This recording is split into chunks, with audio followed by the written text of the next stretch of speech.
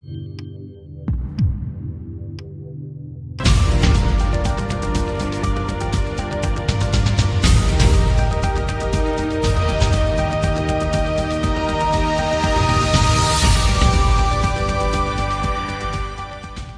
compagnie nationale Air Algérie a annoncé hier des perturbations sur ses vols internationaux et domestiques dans les prochains jours.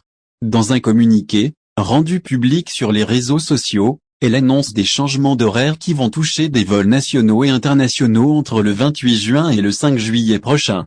Elle invoque des raisons opérationnelles sans donner plus de précision sur la nature exacte de ces raisons. En outre, elle demande à ses passagers de se présenter au moins 3 heures avant l'heure du départ, selon la même source.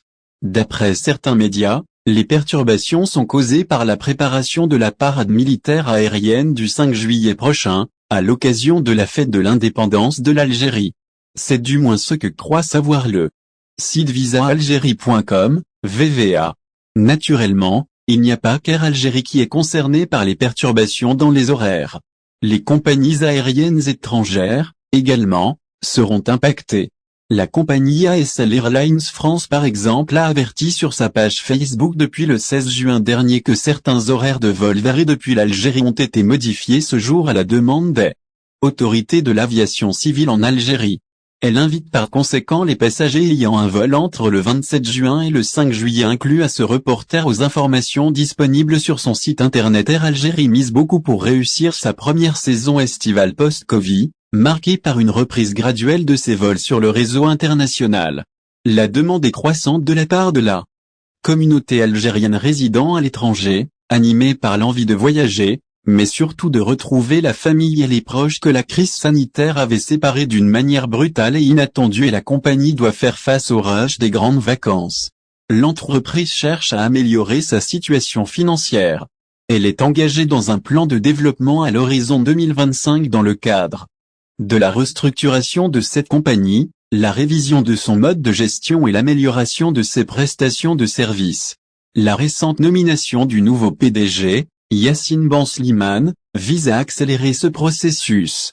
Pour un véritable décollage, les experts de l'aérien préconisent de revoir le business model à long terme et distinguer entre les missions de service public et d'entreprise commerciale.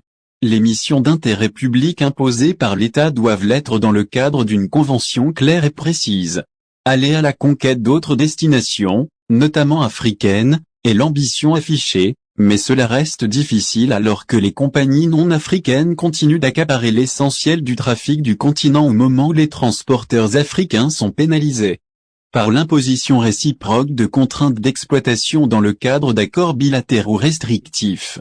Le transport aérien va mieux et s'apprête à passer un bel été après 2 années d'une crise profonde. Air Algérie déploie ses ailes pour capter le maximum de passagers dans un contexte concurrentiel, où les compagnies étrangères résistent plutôt bien à la crise.